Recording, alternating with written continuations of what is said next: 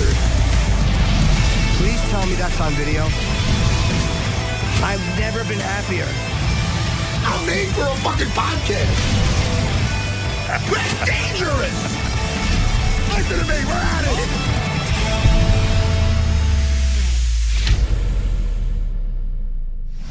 Welcome to UFC Unfiltered.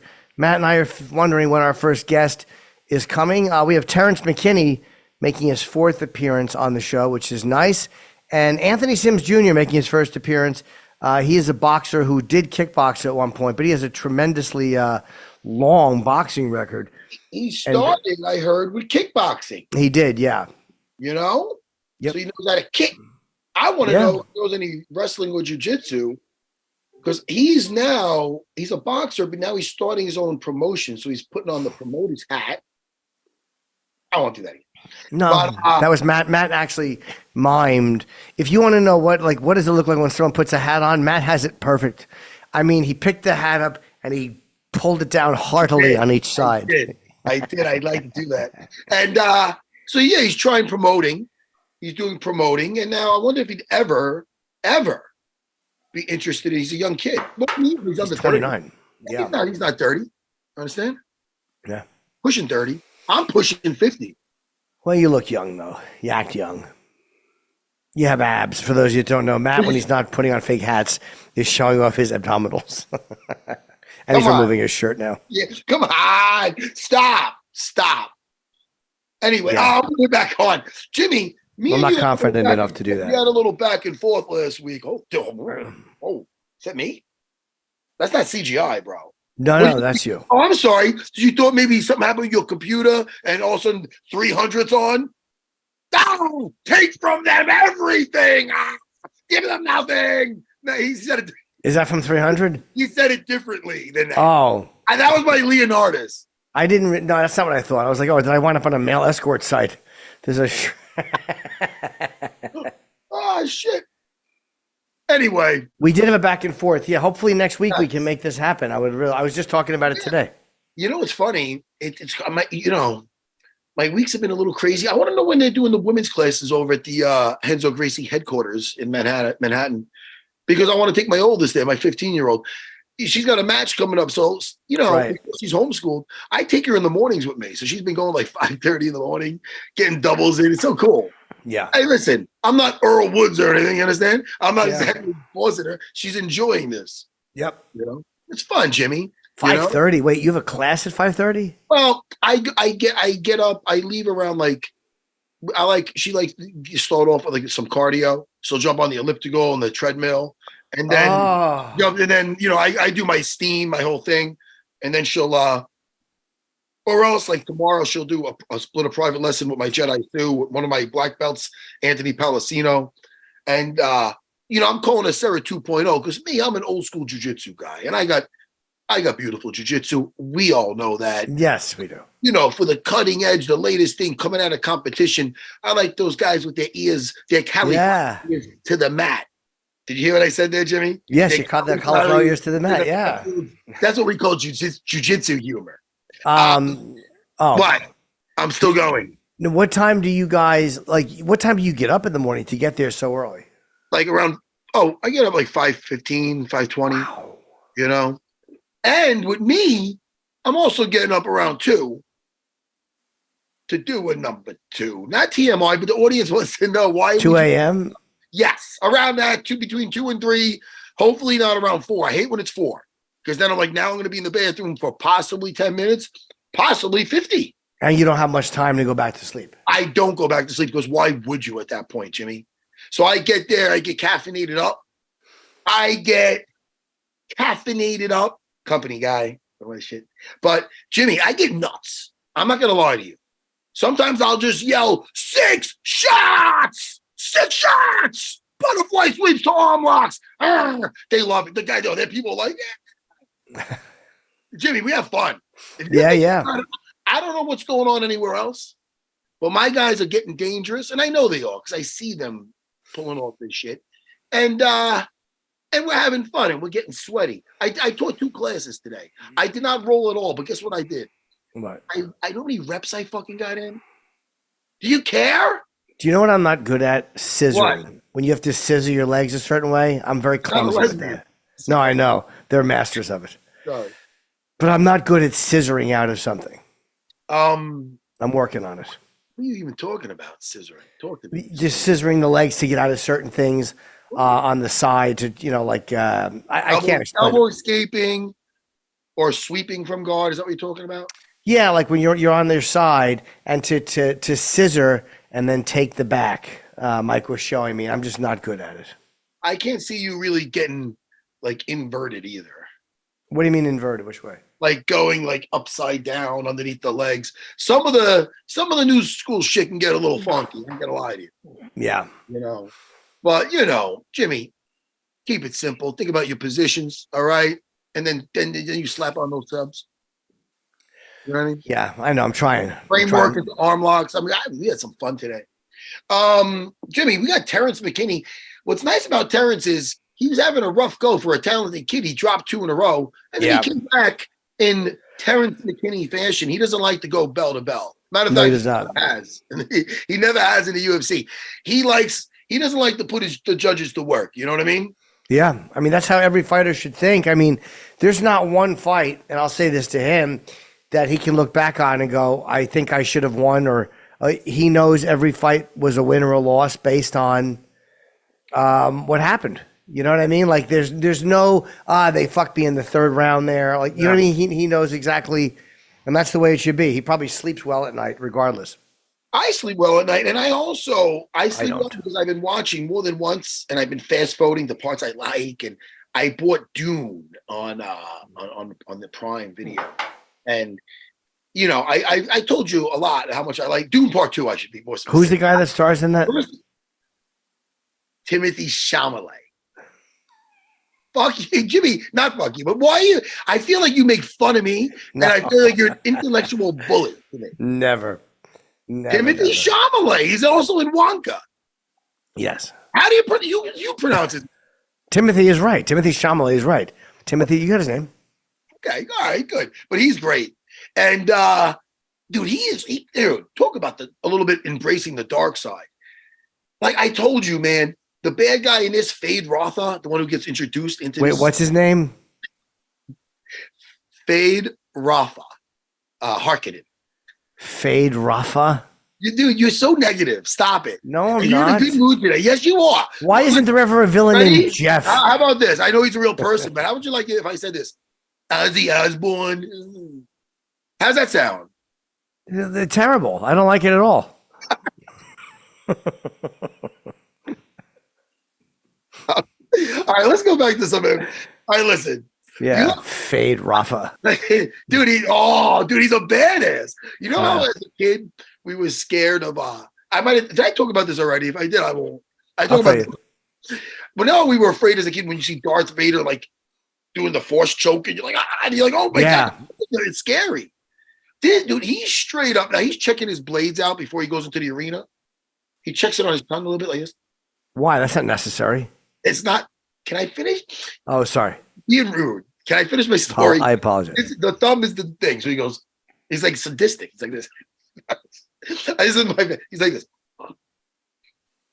And he goes, and there's a girl, one of his assistants. He cuts her throat with it. And then the other one he goes over, he's like, bah, bah. And she's like, oh. And he killed his assistants? He wrecked them. And then he has his other girlfriends off to the side, little ghouls, and they're like cannibals. He's like, give this meat to them. And like, because they're like cannibals. But he's like, dude, that's the bad guys you're dealing with.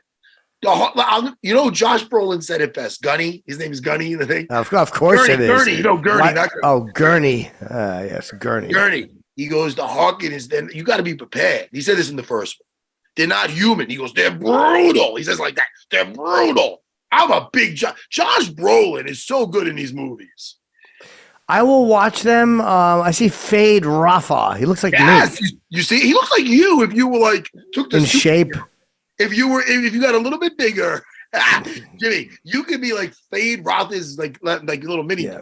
I don't want to be Fade. That's already his name. I'll change my name. I could see you as a little Harkonnen. Pete Rafa. No, that's not good. That's not. First of all, the Harkonnens, they're not going to name their son Pete. Fade is like, oh, Fade, bro. He's bad. It's F-E-Y-D, of course. And I'm not gonna give nothing away, but he does fight Timothy Chalamet at the end. And it's so cool. Christopher Walken is in it. He's the emperor. Oh! And that's the worst. That's not a great. Oh, Timmy. Oh, you're so androgynous. Oh. I don't know what that word means. And also, it's kind of like male and female. Timothy has that energy. How dare you? Dude, Paul Atreides. I'll watch it. Wait, what's his name? What about his name? From it's almost like he was from the old country No Country for Old Men. Old Country, yeah, No Country for Old Men. No Country for Old Men. No Country for Old Men. He was the bad guy in it. Oh, that's Javier Bardem. He's almost like the Obi-Wan Kenobi to like Paul Atreides. He's teaching him the ways of the desert, you know. And at one point, when he's trying to be like, look, man, I don't believe in this whole me being the Messiah thing. Paul Atreides is very humble. And he goes, I don't care if you believe. I believe. Don't cough when I say, Jimmy, there's a very powerful part when he says that. It almost gets me emotional. I don't care if you believe. I believe. No, you may not believe, but I believe. Not a leprechaun, Jimmy. No. Oh, all right. Sorry.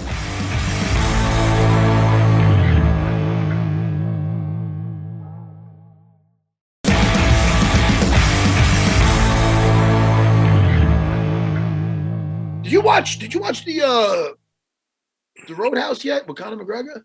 No, I didn't. I don't even think I saw the original with Swayze.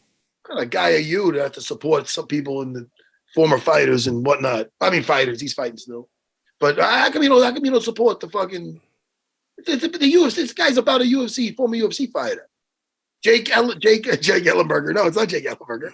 Fucking Jake. What's his name? Gyllenhaal. I like him.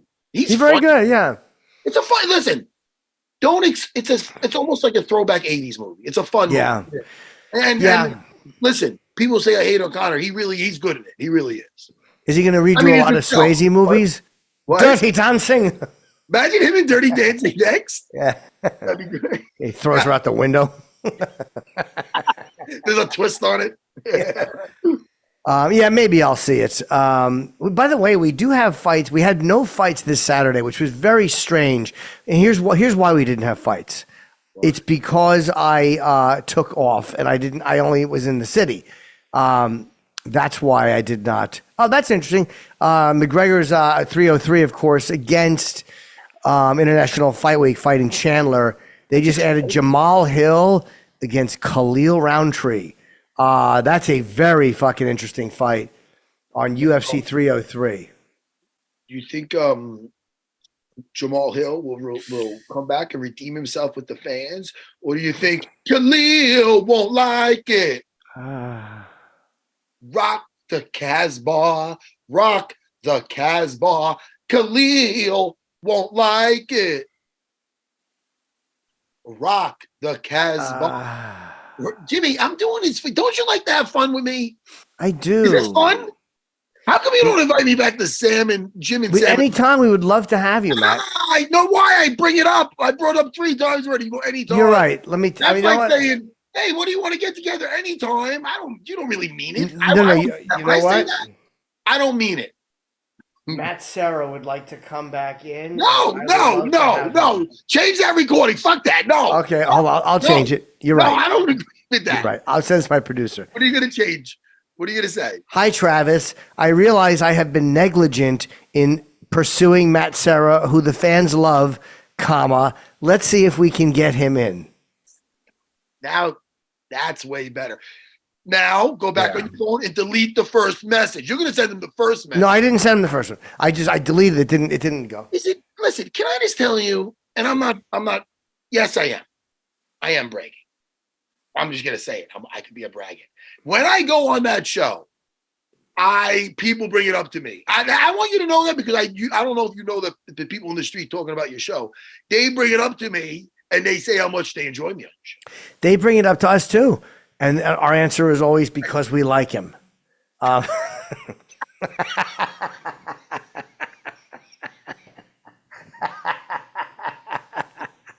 know what I just realized? I think I like it better when you're in a little bit of like a little bit tired or something, or a little grumpy, because you're always funny, but you're less mean. No, I would love you to come back on, Matt. You're kind of using me as a short, stocky, heavy bag. No. We would love to have you on, and just you, because last time we had, Natasha Leggero was very funny. She loved you, but I would love to have you on, just you. Come in hang for the whole morning if you want. Yeah, all right. Yeah. Travis will be in touch, and if he doesn't, he's making me die, man. So so the other night, Longo stops over with his wife, the Serra BJJ. Now you got to understand. You might say, well, what's the big deal about that? Didn't you tell me he lives like less than a few miles from the academy? Yeah, that's all true. But he doesn't stop by ever. He might have stopped by. Well, back when his sparring and stuff. Like sure. So I go come by. He goes, 50-50, which means no, usually. And then he stopped. So, but lo and behold, he came by watching my daughter in the wrestling class. And it's nice. She's actually, Angelina's. She's got like a bond with Longo. It's like her favorite uncle. Oh, okay. It's kind of funny, isn't it? Yeah. Well, I shouldn't even say that. Uncle Edwin's a very good uncle, also. Sure. But Uncle Jimmy doesn't come around a lot. Oh no, Uncle Jimmy, the traffic is just too bad. I wish Matt would move to the city. That's probably a big ask. Well, listen, I think that. How about this? We will make this happen, me visiting you in the city. I would love that. Well, because I'm looking, you know why? Because I do like to go. I feel like it's going home too, because being Master Henzo's first American black belt, I go there, I get a lot of hugs. Black Rob, he calls himself. I see him 4 times a week. I love him. Yeah, I'm sure he's a hugger. Does he hug you? Yeah, sometimes, yeah. Okay, good. Yeah. I talk to him a lot, actually. All right. Does he know that we're buddies, me and you? I don't know. I mean, I'm sure he does. All right. I mean, listen, if he's already treating you good, that's fine. Yeah, I name drop me. I'm sure he does. I think because I'm up there 4 days a week, so I think he knows my. I'm actually paying for my training right now. You know who are you taking regular classes besides your? No, and the reason I haven't is because the timing. In order for me to get here, I have to be out at a certain time, and the classes start too late. So I do 4 privates a week. And it's funny, we're talking about Longo. I don't know, how does he know that you're spoken to him? Did I tell him that? You might have mentioned it, or we might have come up, yeah. He thinks it's great that you're training. He told me that. He goes, that's great. By the way, back to Jamahal Hill versus Khalil Rountree, yeah. I'm sorry. Jamahal Hill versus Rountree. That's a very dangerous fight to have coming off of his first knockout loss. Yeah. Yep. Because Khalil Rountree, what has his last few fights been? Do we have any? I'm looking that up right. It's funny, as you mentioned, he fucking TKO of Anthony Smith, TKO of Chris Dawkins. I'm going to say he's never looked better, and I'm not stealing that. I remember even watching the thing. The commentator who commentated, but David said 5-fight winning streak. Guys, listen, I got some shit on my Instagram because I posted a thing with Jamahal Hill on here, and I was picking him to win. And dude, I'll take my hits. It's fine. Yeah, I picked him too. I'm not jumping off the Jamahal Hill fucking train. I think he's so talented, and I think this is the game we play. I'll tell you, Alex Pereira, though, all props to him. Crazy how good he looks, yeah. He's just, it is funny. I believe it was Chael Sonnen. I'm 99% sure. I'm going to say it was. That brought up the fact of when it was Herb Dean, right? That I think so. I don't dropped him when it was almost a low blow. That after that, I'd have really threw off Jamahal Hill for that split second. And then getting caught because he was circling, doing things right, and they keep me at distance. That happened. It's a reset, and then he gets caught immediately. So it is listen. Protect yourself at all times. We all know that. Yep. But I think it's very interesting that Chael Sonnen said that, and I think it's very smart that he said that because that is an interesting take on it. Because you're fighting. What do you expect's going to happen when you restart? But it could have thrown off the rhythm that much, and that's all you need with a guy that accurate and deadly as Alex Pereira. Yeah, possible. I mean, I think Jamal alluded to that too. But I mean, Oh, did he? I don't know. I think so. But then again, even though that could very well be true, the idea of Alex Pereira getting kicked in the dick and then going, "I got this, Herb." That kind of it kind of all comes out in the wash. Like, you know what I mean? Because for him, he almost got stopped too, but he was locking in, and he took a cup kick and didn't take any break because he felt like he was locked in. Which is, to me, that's one of the greatest moments I've ever seen. Was just that hand going up, telling Herb, "Don't fucking, I'm all right, I'm fine." But yeah, Jamahal Hill against Khalil is a very tough fight. And Khalil has won 5 straight, and only 1 has been a decision. The other 4 have been TKOs, leg kick, body kick, and punches over Roberson, and then Dawkins and Smith punches. But, I mean, 2 fights in a row were leg kicks and then body kicks and punches. So he's beating guys standing all kinds of ways.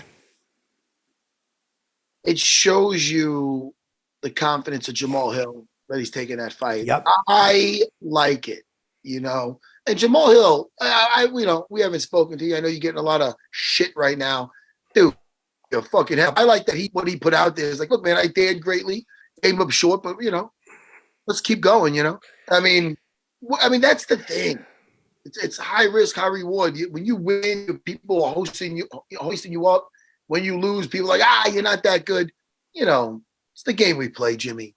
Anthony Sims. I'm sorry, man. I thought you saw Anthony Sims Jr. is in the waiting room. Oh. We will bring him in. Terrence McKinney was going to come on, but maybe he still will. But sometimes these guys get days mixed up or the time zone screw us up. So we'll see. Either way, yeah, we love Terrence. So if he makes it, great. If not, we'll do him next week.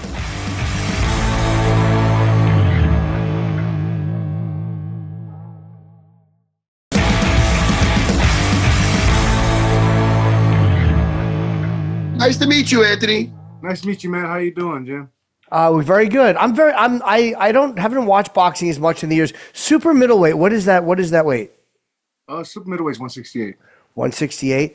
Yes, and sir. I was looking at your record, and you were 214 and like 14 or something in the amateurs before you turned pro? Yeah, that was one of my past books. I actually have about 300 amateur fights. Wow. Yeah. I mean, like, how old were you when you started fighting? You're only 29 years old, and Yes, how sir. often would you fight? So I had my first fight at 6 years old, but it was an exhibition. And what was that? 45 pounds. That was boxing? Yes, sir, professional boxing. But before that, I started off doing karate. Oh, you know what? We thought was it kickboxing or karate? I did kickboxing, then karate, then boxing. Oh, that's interesting. Now, you're a young guy. Being that you did do some other arts before boxing, did you ever get itchy about trying some MMA? Did it ever cross your mind? I don't know if you ever messed around with wrestling or grappling.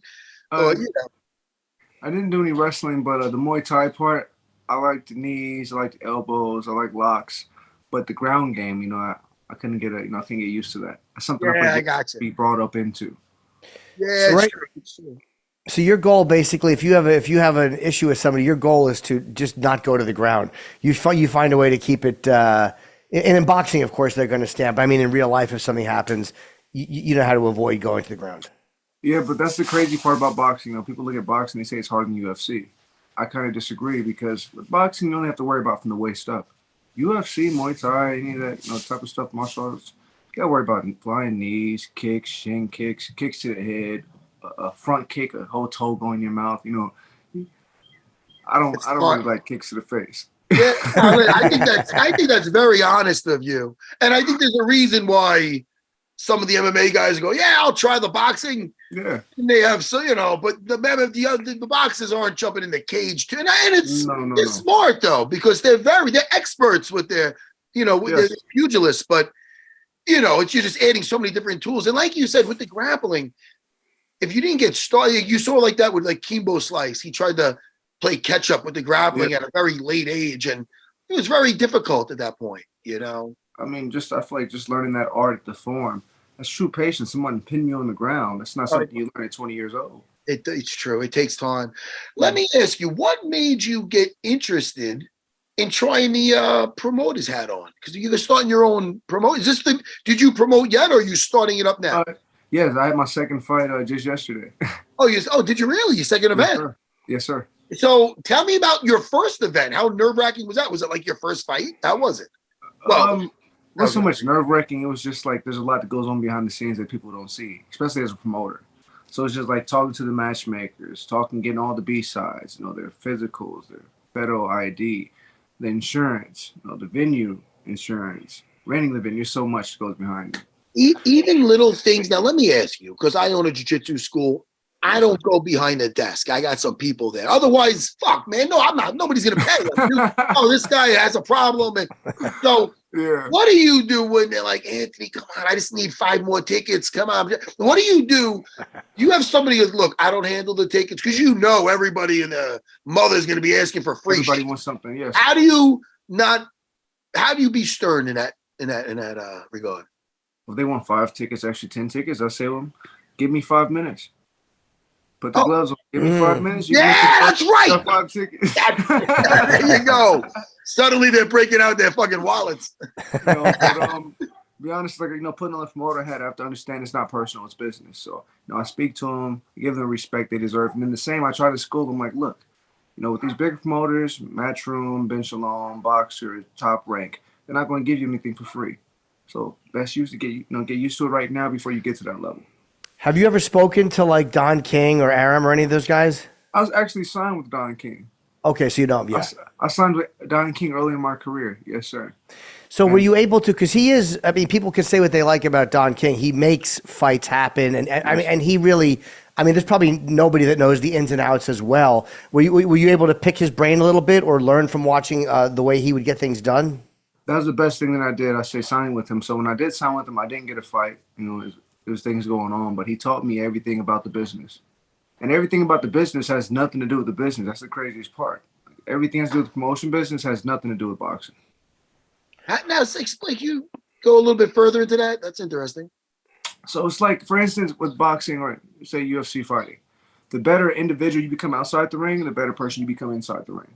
So like when I got a girlfriend or fiance, my life dramatically changed, and I'm consistent, I'm honest, I'm committed. So now I'm taking that same flow into boxing. So promotion, Don King taught me, listen, you speak to people, look them in the eye. Don't say yes to everything. Get used to just maneuvering a certain way outside the ring. So when you go into this business, you'll be prepared to deal with people asking for things, calling you up, blowing up your phone, because you're prepared now. It's like day-to-day life. I don't really change how I act when I get to promotion business because I'm the same person every day. Yeah, if that makes sense. Yes. Yeah, and don't always say yes makes sense too, because it is hard to say no. And if you yes everybody to death, you're going to have to kind of give them the no behind their back because you can't say yes to everything. Yes. So it's probably better just to let people hear you go, no, look, I'm not able to do that. No, the hardest part with fighters is they get so caught up on the emotional standpoint. Like, remove your emotions. Unfortunately, this is business. You're still my brother, but this is business. So emotions have to be removed completely.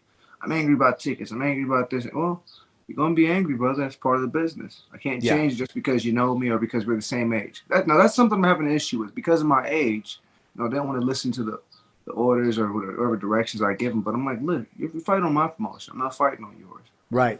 If it was flipped, I would listen to you. But unfortunately, you just happen to be listening to a 29-year-old fighter. They can whoop you, so you really don't want to say what you want to say. Yeah, man, Anthony, you're the boss, dude. You're the boss. That's it. My wife's the boss, but yes, you're right. Yes. I'm married to Are you still fighting as well, or are you doing both? I'm still fighting. Trying to set up some fights right now, but it's been hard for me to get fights because at light heavyweight, not a lot of people want to lose their O. I just say in boxing in general, everyone's trying to protect their O. That's why I love UFC, because in UFC they don't give a damn about records.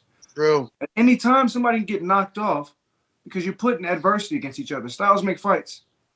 Yeah. In boxing, they're going to keep this guy away from this guy because of the record, so they'll never see each other. But I want to see like the Tommy Hearns versus Hagler, Roberto Duran versus Marvin Hagler, Roberto Duran versus Sugar Ray Leonard. Like you see those type of fights, like how you say his name, Alex Pereira? Alex Pereira. Yes. Yeah, so him fighting the kid he just fought. Jamahal Hill, those type of fights. Or like I always want to see like Yoel Romero fight like big meaty cruiserweights, like that big African guy he fought. Shit, who did UL fight? Who's talking about with UL? It's probably like, man, it's like 2 or 3 years ago. It's before you got his eye socket broke. Is it? You're not talking about? Oh, you're talking about Israel Adesanya. Yes, that guy. Yes. Yeah. He was the middleweight champ. Yeah. Yeah, Jimmy. I was going to say Chris Weidman. Yeah, and I was going to say Paulo Costa because they had a great fight, if I remember correctly. But Paulo Costa, I think, he's Latin. He's not African. Yeah. But yeah, UFC is very good. I guess it's different when it's all under one promotion too, where they give you the fights, and that's where I kind of went away from boxing a little bit. Was when a lot of the fights I had wanted to see happen as the years went on didn't happen. Most notably, Tyson Holyfield took so many years, and then Tyson went to jail, and they finally did it. But even before that, I'm like, why is this taking so long to make happen? And I guess it's because of different promoters Yes. protect their guy, whereas the UFC is one promotion, so everybody is kind of their guy. Everybody stays busy. Promoters, yeah. Oh, go ahead. Sorry. No. Go ahead. Good. Let's say promoters, yeah, they get in the way right now with fights because you could say you want to fight this fighter, but it's not your choice. It's whoever the promoter wants to put you against. So, me, I've had a hard time getting in fights because, I have 20 knockouts, not because somebody slipped on a banana and fell, Yeah. You put them guys to sleep. So now it's just like I'm fighting adversity. Nah, we like you, but we don't want to. You're not a good fit. Get some more Instagram followers. I'm like, what the fuck does that mean? Yeah. Instagram followers. Like, what does that have to do with what I can do inside the ring?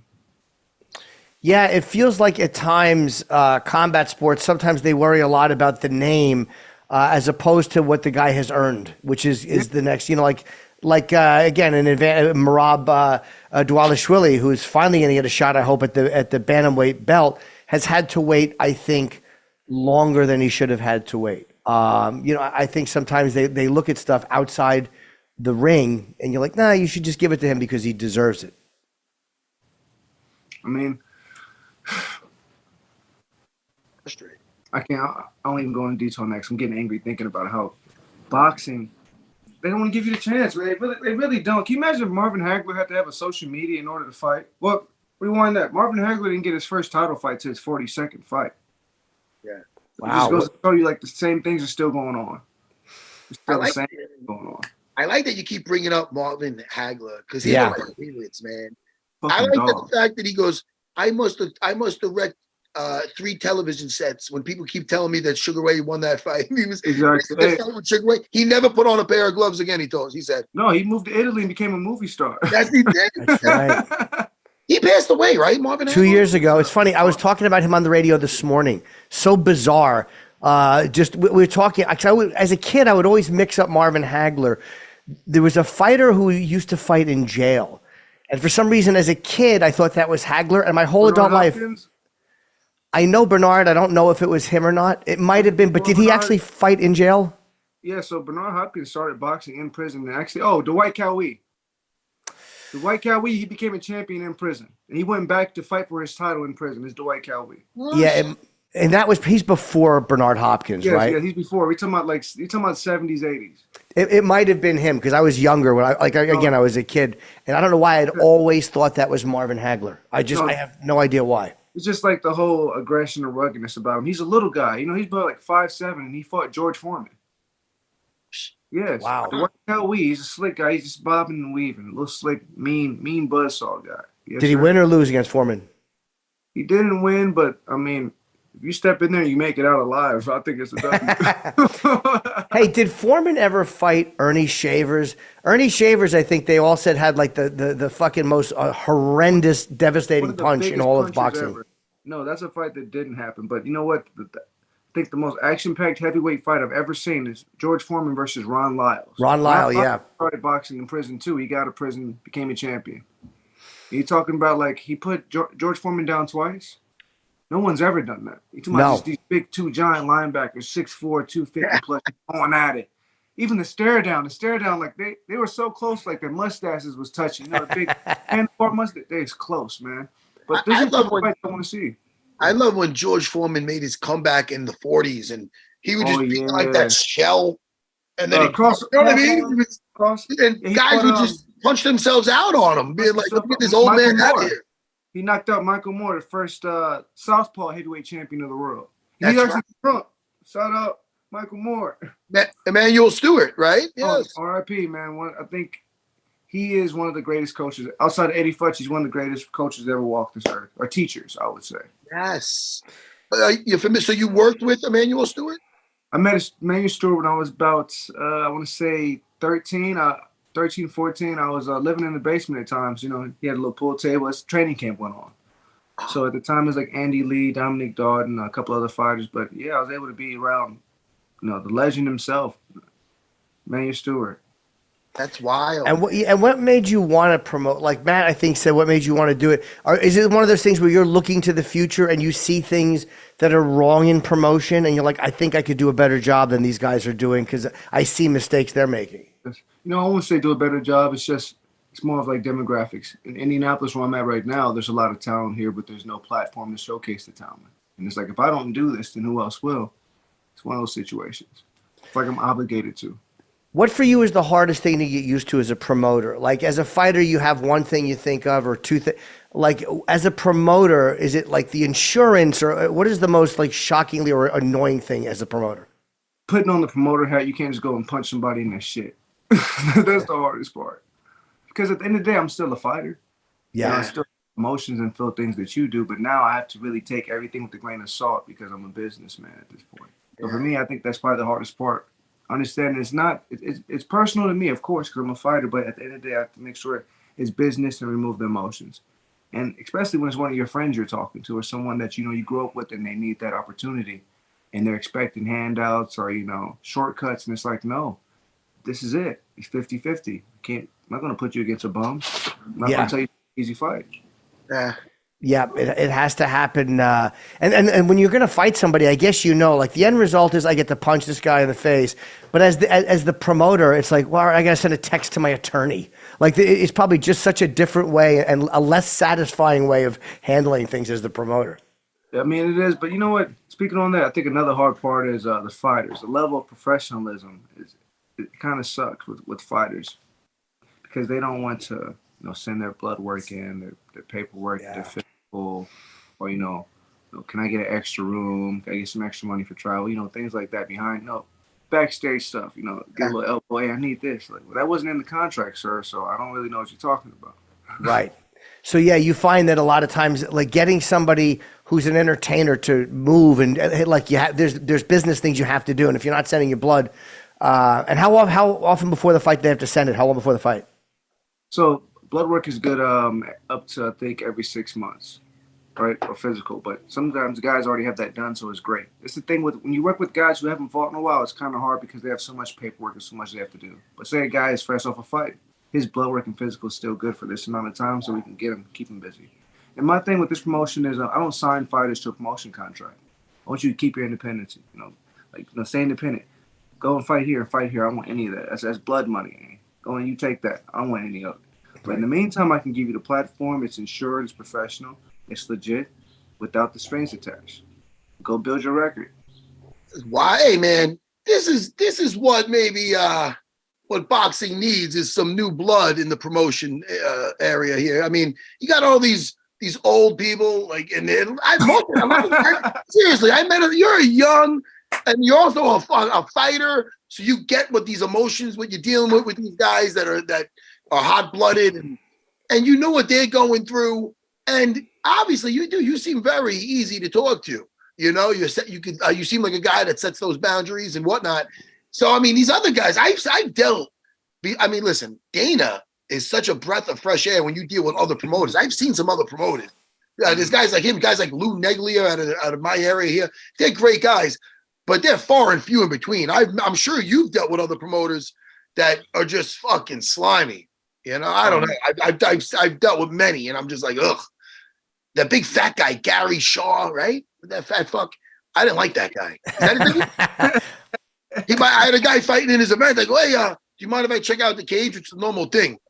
And I think I was the champion at the time in the UFC. He didn't even know me. He looked at me. He goes, "Yeah, don't mess it up." Or something like, "Oh, you fat piece of shit." Oh, sorry. Anyway, we run into that a lot though with boxing. It's true. But well, hey man, I wish you the best of luck, man. I like how passionate you are about it, and It's cool, man. It's cool that you said where, like, like, yo, I'm doing this because I see making a lot of money off this. You're like, somebody has to step up and do this. There's a lot of talent, no platform. Let's go. That kind of attitude. That's a good thing, man. So I wish you the best of luck. Thank you. I appreciate it, sir. And Anthony, one thing too, before in When We Were Kings, there was an interesting moment where they were talking about what made Don King so good, and they said how charismatic a person he is, and when you walk in the room and when he talks to you, he makes it seem like you're the most important person, and that you have something so valuable that he wants. Like, he makes people feel important, and that's a lot of times the opposite of what seemingly powerful people would appear to do. But there's ways to do that. Like, when a guy who's charismatic like that makes it seem like you're important to him, you want to do what he wants. You want to give him what he wants. They come in and give you that one-on-one time. Like, we're about to fight. Like, when we get in that ring, it's just me and you, nobody else. So when I speak to people, I speak to them in the same fashion, one-on-one. Don King was like that, but let's remember, don't play with Don King. Don King stumped somebody out on the sidewalk. Yes, he did. Yes. Don't play with Don King. I'm saying that for the record. Anybody over here with Don King? Yeah, Don King. Yeah, he was. He definitely. I guess that was before promoting, right? He went to jail before he promoted. I think during and after.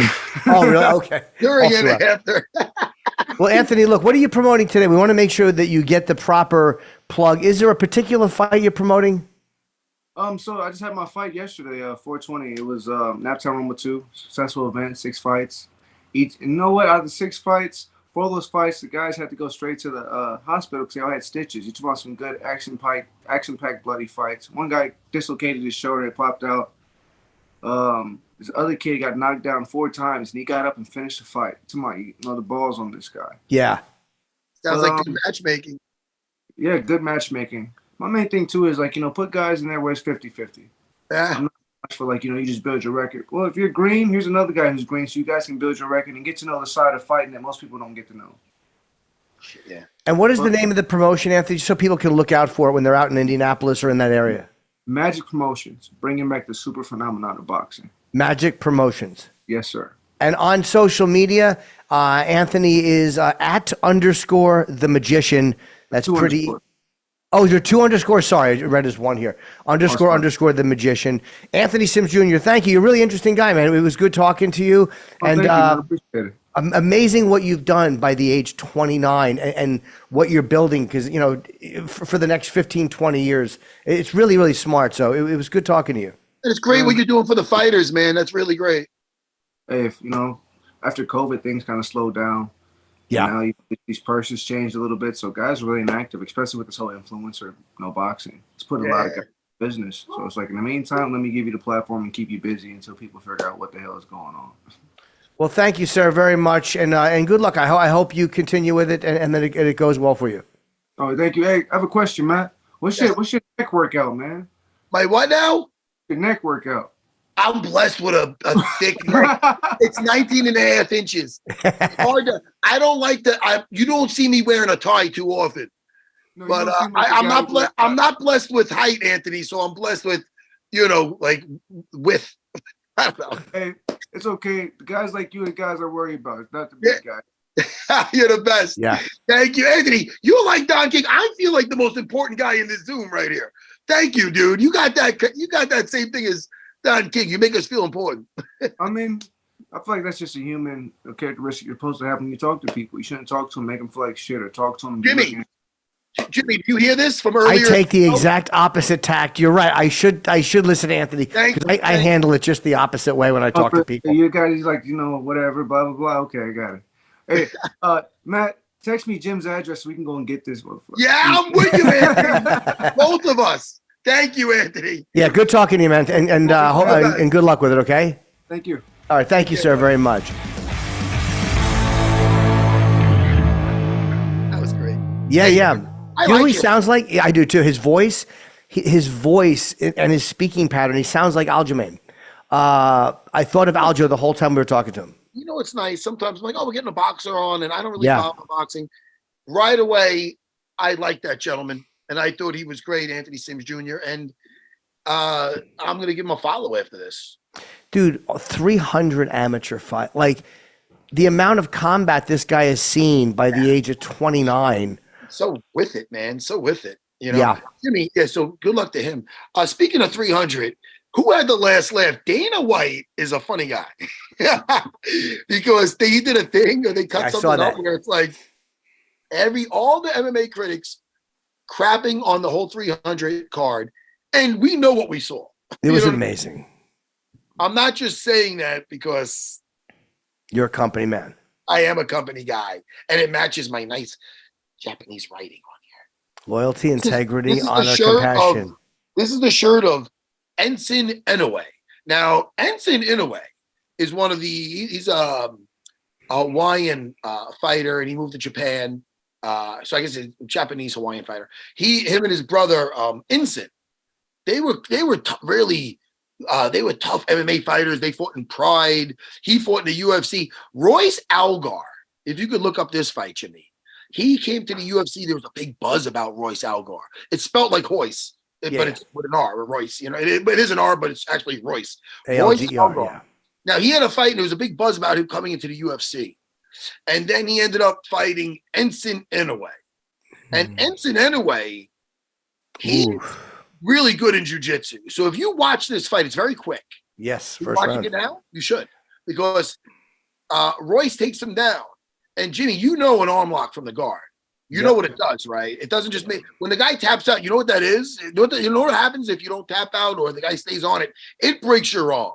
Yeah. So I would like you to see Ensign Inoue, and I'm wearing his shirt. I like the old school Warriors. I like the perspective. Watch this fight. And people in Fight Pass put in – I'm sorry, is it Ensign? Yeah, Ensign. No, Ensign. Yeah, it's UFC 13. Yes. Ensign Inoue. God, it looks so different. The old fights, you forget how different the old UFC fights looked.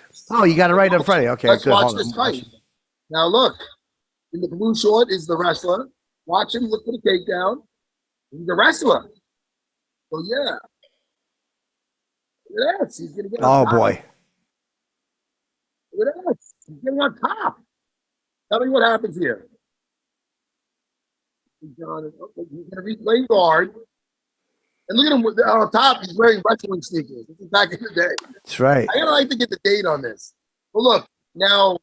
Ensign's gonna get him in the guard. His brother's Eagle. That's right. I don't know if I said that before. Now he's getting half guard right now. Yeah. Once he gets the full guard, you're gonna see the problem with trying to smash somebody in the full guard. You can fold it a little bit if you want. I think it's right there now. Ready? You got an underhook. Now, on top, he's just looking to smash. Watch here right away. He gets the guard. Yep. Now, what you need is an ankle. Watch. Now Royce Algar is looking to punch him. Yeah.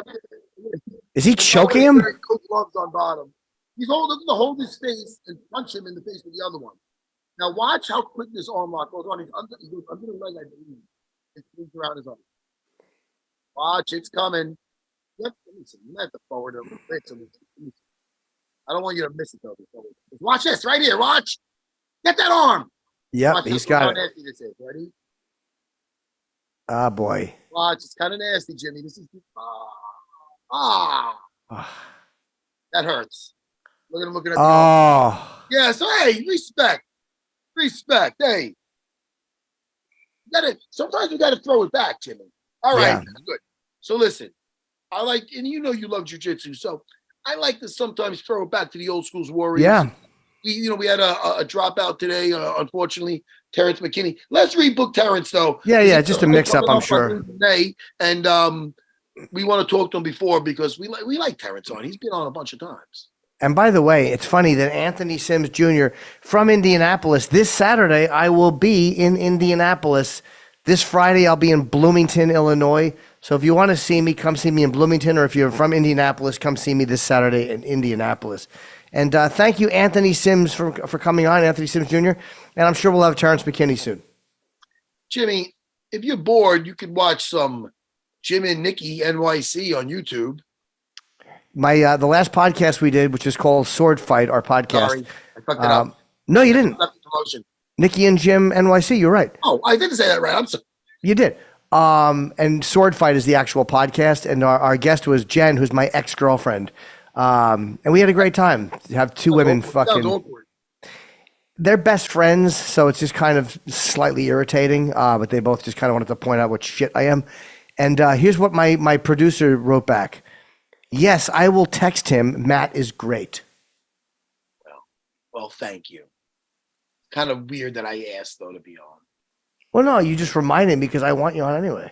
You know, well, that's a day that we could actually. Do you ever go there and then go do jiu-jitsu after? Twice a week, but maybe next Thursday. Would that work for you next Thursday? Yeah, let's see. You know what's weird though? I do have my daughter's thing coming up, so I am going twice a day with my kids. So I gotta see about that too. So I just basically put myself out there for nothing. You know what? How about this? Her match is the 19th of May. Okay. So up until then, it might be crazy, but after that, I'm easy, Jeezy. You understand? Yes. Call you Jeezy. All right. Well, we'll figure it out. I'm not gonna do that again. No, I don't like it. Lil Wayne, they call Jeezy, I believe. They do. They call Wheezy. Wheezy. Jeezy. Wheezy. I don't know. Lil Wayne. Oh, Jimmy. All right, listen. I had a good time today with you. Yeah.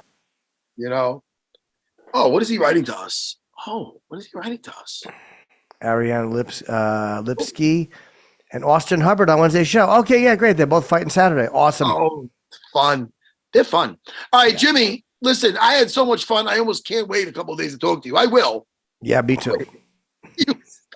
Don't Jimmy, I didn't mean it like that. Listen to me. Are you done? Did you hear what Anthony said? I didn't mean it like that. About making me feel special. I didn't mean it like that.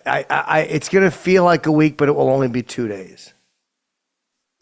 Jimmy, all right, man. I'll see you in a couple of days. Thank you, everyone. Yes, sir. Thank you. Goodbye. Bye, buddy.